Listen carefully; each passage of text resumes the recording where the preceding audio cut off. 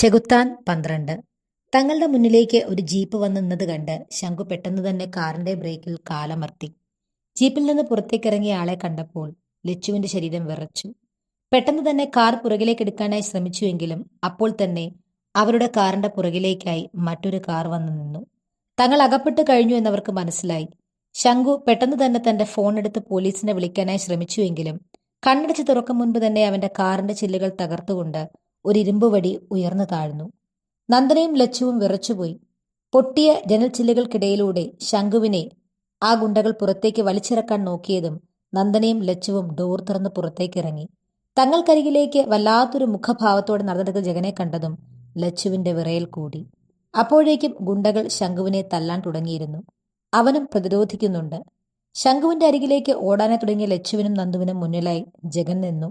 അവന്റെ മുഖത്തെ ദേഷ്യം കണ്ടപ്പോൾ ആ രണ്ട് പെൺകുട്ടികൾക്കും ഭയം തോന്നി. പെട്ടെന്ന് തന്നെ അയാൾ നന്ദനയുടെ കൈ പിടിച്ച് മുന്നിലേക്ക് വലിച്ചുകൊണ്ട് അവളുടെ ഇരു കവിളിലും മാറി മാറി അടിച്ചു. അയ്യോ, അവളെ ഒന്നും ചെയ്യല്ലേ, എന്റെ നന്ദുവിനെ ഒന്നും ചെയ്യല്ലേ. ലച്ചു ഉറക്ക കരഞ്ഞുകൊണ്ട് ജഗനെ തടയാനായി ശ്രമിച്ചു. അപ്പോഴേക്കും അവിടേക്ക് നന്ദനയുടെ അച്ഛനും എത്തിയിരുന്നു. തന്റെ മകളെ ജഗൻ തല്ലുന്നത് കണ്ടതും അയാൾ ഓടിച്ചെന്ന് ജഗനെ തടഞ്ഞുകൊണ്ട് നന്ദനയെ തന്റെ അരികിലേക്ക് പിടിച്ചു മാറ്റി. നിങ്ങൾക്ക് ഞാൻ വാണിംഗ് തന്നതാണ്, നിങ്ങളുടെ മകൾ എന്റെ പെണ്ണിന്റെ പുറകെ വരാതെ നോക്കണമെന്ന്. എന്നിട്ടും നിങ്ങൾ മകളെ തിരുത്തിയില്ല. അവൾ എന്റെ പെണ്ണിനെ എന്റെ അടുത്തുനിന്ന് കടത്തിക്കൊണ്ടുപോകാൻ കൂട്ടുനിന്നു. ഇവളെ ശരിക്കും കൊല്ലുകയാണ് വേണ്ടത്. പിന്നെ എന്റെ പെണ്ണിനത് സങ്കടമാകും. അതുകൊണ്ട് ഞാൻ ഇവളെ വെറുതെ വിടുന്നു. എന്റെ പെണ്ണിന്റെ നിഴൽ വെട്ടത്തുപോലും ഇവൾ വരരുത്. നന്ദനയുടെ അച്ഛൻ നോക്കിക്കൊണ്ട് ജഗൻ അലറി. ഇല്ല സാറേ, എന്റെ മോൾ ഇനി നിങ്ങൾക്കിടയിലേക്ക് ഒരിക്കലും വരില്ല. ഞാൻ ഉറപ്പു തരുന്നു. ഞാൻ ശ്രദ്ധിച്ചോളാം. എന്റെ കുഞ്ഞിനെ ഒന്നും ചെയ്യരുത്. ജഗനെ ഭയത്തോടെ നോക്കിക്കൊണ്ട് അച്ഛൻ പറയുന്നത് കേട്ടതും നന്ദനയ്ക്ക് വല്ലാത്ത സങ്കടം തോന്നി. അവളുടെ ചുണ്ടും കവിളുമെല്ലാം മുറിഞ്ഞു ചോര വരുന്നുണ്ട്. സംസാരിക്കാൻ ബുദ്ധിമുട്ടാണ്. എന്നിട്ടും അവൾ അച്ഛനെ നോക്കി ഉറക്കെ പറഞ്ഞു, അച്ഛൻ പോലീസിനെ വിളിക്ക്. എനിക്ക് ലച്ചുവിനെ രക്ഷിക്കണം. ഈ രാക്ഷസന്റെ ഒപ്പം അവളെ ഞാൻ വിടില്ല. പക്ഷേ തന്റെ മകളുടെ കരച്ചിലൊന്നും വകവയ്ക്കാതെ രാജീവ് പെട്ടെന്ന് തന്നെ നന്ദുവിനെ പിടിച്ചു വലിച്ചുകൊണ്ട് കാറിൽ കയറ്റി ഓടിച്ചുപോയി. ലച്ചു വല്ലാതെ തളർന്നു. അപ്പോഴാണ് അവളുടെ ശ്രദ്ധ ശംഖുവിന്റെ നേരെ പോയത്. അവൻ ഏതാണ്ട് തളർന്നു കഴിഞ്ഞിരിക്കുന്നു. ഗുണ്ടകൾ അവനെ തല്ലി അവശനാക്കിയിരിക്കുന്നു. മറ്റൊന്നും ചിന്തിക്കാതെ അവൾ ജഗന്റെ കാൽക്കൽ വീണു. അയാളെ ഒന്നും ചെയ്യില്ലേ. ഞാൻ ഇനി ഒരു തെറ്റും ചെയ്യില്ല. ഒരിക്കലും രക്ഷപ്പെടാൻ ശ്രമിക്കില്ല. എന്റെ ആയുസ് മുഴുവനും നിങ്ങളുടെ കാൽച്ചുവിട്ടിൽ നിങ്ങൾ പറയുന്ന അനുസരിച്ച് ജീവിച്ചോളാം. അവനെ ഒന്നും ചെയ്യല്ലേ. അവൾ ജഗന്റെ കാൽക്കൽ വീണുകൊണ്ട് പൊട്ടിക്കരഞ്ഞു. കുറച്ചുനേരം അവളുടെ കരച്ചിലും പറച്ചിലുമെല്ലാം വല്ലാത്തൊരു ഭാവത്തോടെ അവൻ നോക്കി. അതിനുശേഷം ഗുണ്ടകളോട് തല്ലുന്നത് നിർത്താൻ പറഞ്ഞു. എന്റെ പെണ്ണ് ഇത്രയേറെ കരഞ്ഞ് കാല് പിടിച്ച് പറഞ്ഞതല്ലേ, ഞാൻ കേട്ടിരിക്കുന്നു. ഇനി പൊന്നുമോള് ചെന്ന് കാറിൽ കയറ്, ജഗൻ അവളോടായി പറഞ്ഞു. അത് കേട്ടതും വളരെ ദയനീയമായി സങ്കടത്തോടെ വീണുകിടക്കുന്ന ശംഖുവിനെ നോക്കി പൊട്ടിക്കരഞ്ഞുകൊണ്ട് അവൾ കാറിലേക്ക് കയറി. അത് കണ്ടതും ജഗൻ ഗുണ്ടകൾക്കരികിലേക്ക് നടന്നു. ഞാനിവിടുന്ന് പോയതിനു ശേഷം ഇവന്റെ ഈ രണ്ട് കാലും തല്ലി ഒടിച്ചേക്കണം. എന്റെ പെണ്ണിനെ കടത്തിക്കൊണ്ടുപോകാൻ ശ്രമിച്ച് ഇവൻ കുറച്ചുനാൾ കിടക്കട്ടെ. ഭയങ്കര ഫുട്ബോൾ കളിക്കാരനാണ്. കുറച്ചുനാൾ അവൻ കളിക്കണ്ട. ഗുണ്ടകൾക്ക് നിർദ്ദേശം നൽകി അവൻ കാറിലേക്ക് കയറി. ലച്ചുവിനെ നോക്കുമ്പോൾ അവളെപ്പോഴും മുഖം പൊത്തിയിരുന്ന് കരയുകയാണ്. ഒന്നും മിണ്ടാതെ അവൻ കാർ നേരെ തറവാട്ടിലേക്ക് ഓടിച്ചു. ആ കാർ അവിടെ നിന്ന് മറഞ്ഞ ഉടൻ തന്നെ ജഗൻ പറഞ്ഞേൽപ്പിച്ചതുപോലെ ആ ഗുണ്ടകൾ ശംഖുവിന്റെ രണ്ട് കാലും തല്ലി ഒടിച്ചു.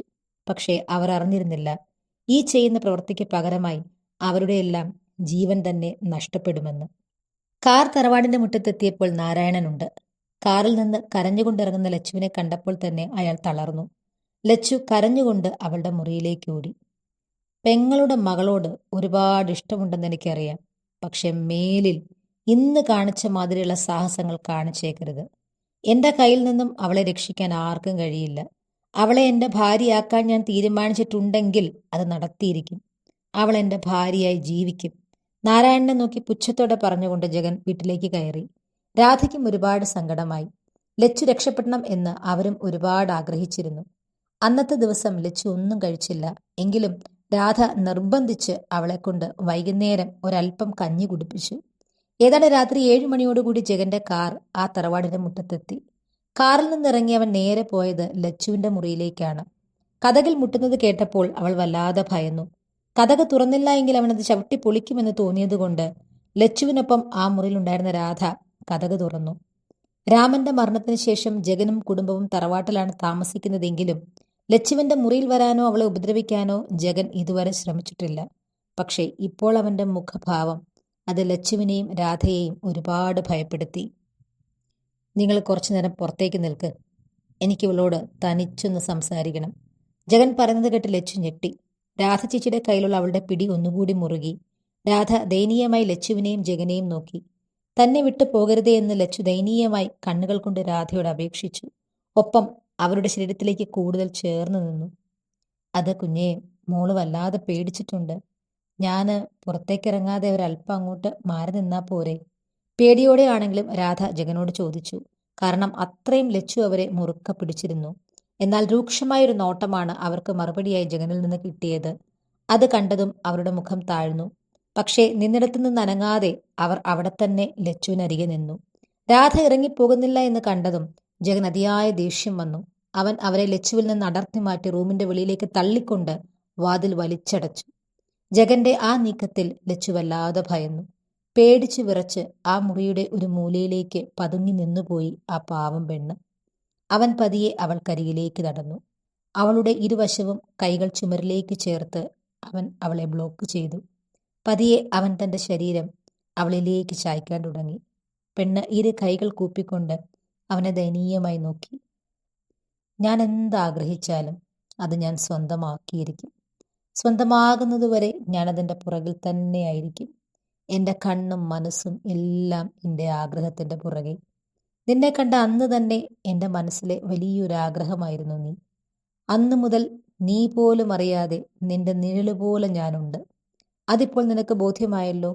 അതുകൊണ്ട് ഇനി മേലിൽ എൻ്റെ അടുത്ത് നിന്ന് രക്ഷപ്പെടാൻ ശ്രമിക്കുന്നത് പോയിട്ട് അങ്ങനെ ചിന്തിക്കാൻ പോലും പാടില്ല. അല്ലെങ്കിൽ തന്നെ എൻ്റെ കയ്യിൽ നിന്ന് എന്തിനാണ് നീ രക്ഷപ്പെടുന്നത്?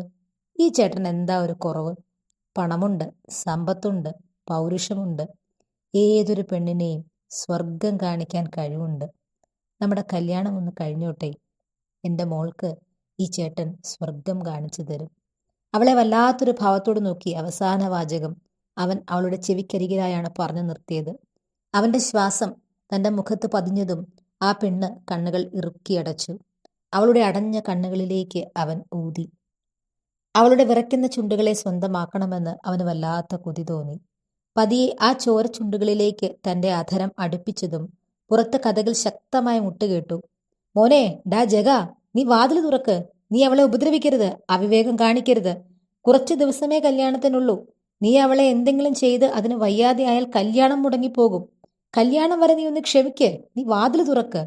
ഉറക്ക വിളിച്ചുകൊണ്ട് സുഭദ്ര വാതിലിൽ ശക്തിയായി മുട്ടി. ജഗൻ രാധയെ പുറത്താക്കി കടകടച്ചതും അവർ അപ്പോൾ തന്നെ സുഭദ്രയുടെ മുറിയിലേക്ക് പാഞ്ഞിരുന്നു. കാര്യങ്ങളെല്ലാം പറഞ്ഞ് അവരാണ് സുഭദ്രയെ താഴേക്ക് വിളിച്ചുകൊണ്ടുവന്നത്. ചെയ്യാൻ പോയ പ്രവൃത്തിക്ക് തടസ്സം നേരിട്ടതിൽ അവന് വല്ലാത്ത ദേഷ്യം വന്നു. എങ്കിലും സ്വയം നിയന്ത്രിച്ചു.